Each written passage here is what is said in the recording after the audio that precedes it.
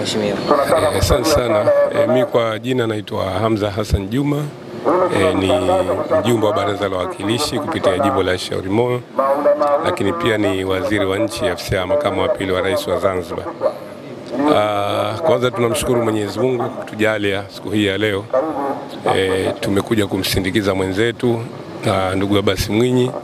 Abbas Mwinyi alikuwa ni mbunge wa jimbo la Fuoni, na katika kipindi chake cha ubunge wake kwa kweli alifanya kazi vizuri sana na wananchi wake, na mimi nikiwa waziri katika serikali ya mapinduzi ya Zanzibar, wakati tunatembelea maeneo mbalimbali katika majimbo yetu, napokwenda kule maeneo ya Fuoni tunakuta kuna baadhi ya changamoto alikuwa akishirikiana na wananchi wake. Kimsingi walikuwa wanampenda sana, na ushahidi mzuri ni kwamba hata tulipokwenda katika kura za maoni na uchaguzi wa mwaka huu unaokuja, tayari walikwisha kumpa ridhaa kwa ajili ya kuendelea kuwaongoza. Kwa hiyo ni kiongozi ambaye ni mahiri sana katika majukumu yake, lakini kiongozi ambaye alikuwa anajali sana shida za watu. Na moja katika jambo ambalo niliwahi kufanya kazi naye katika hichi kipindi cha karibuni, katika eneo la Ziwa Maboga, eneo lile ambalo kila inaponyesha mvua za masika, mvua kubwa, kunakuwa na mafuriko ya maji, na mimi afisi yangu ndio inashughulikia masuala ya maafa. Kwa hiyo mara nyingi alikuwa akija ofisini na kunielezea ile kadhia, na alikuwa ananiuliza kuna serikali ina mpango gani kwa ajili ya kuweza kuondoa ile kadhia, wananchi wasiathirike na maji.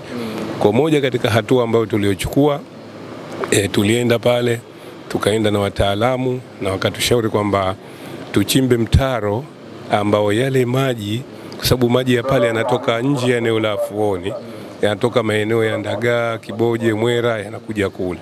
Kwa moja katika jitihada tulioifanya serikali kupitia nguvu yake, tumejenga mtaro, tukajenga na mahodhi makubwa ambayo sasa hivi hata ikinyesha mvua ya masika, ndani ya masaa mawili yale maji yanakuwa tayari yameondoka. Kwa moja katika jambo ambalo alilolifanya kubwa ndani ya jimbo lake ni kuondolea kadhia ya wananchi kuingiliwa na maji katika majumba yao, hasa wakati wa mvua za masika. Kwa hiyo ni kiongozi ambaye kwanza alikuwa ni mtu mpole sana, ni mtu mstaarabu sana, na hata anapozungumza na wananchi wake hazungumzi katika hilo toni kubwa kwamba yeye labda kwamba ni kiongozi. Anazungumza katika lugha ambayo ni very cooperative na wananchi wake. Kwa hiyo kwa kiasi fulani wananchi wa jimbo la Fuoni wamempoteza mbunge makini ambaye tayari alikuwa wana matumaini mengine makubwa kwa maendeleo ya jimbo lao vile vile. Kwa hiyo kimsingi kama nilivyoeleza kwamba Abbas Mwinyi, mimi namuelewa kama kiongozi mwenzangu, nilikuwa namuelewa ni namna gani alikuwa anajali zaidi shida za wananchi wake. Mimi nikushukuru na nikupe pole sana.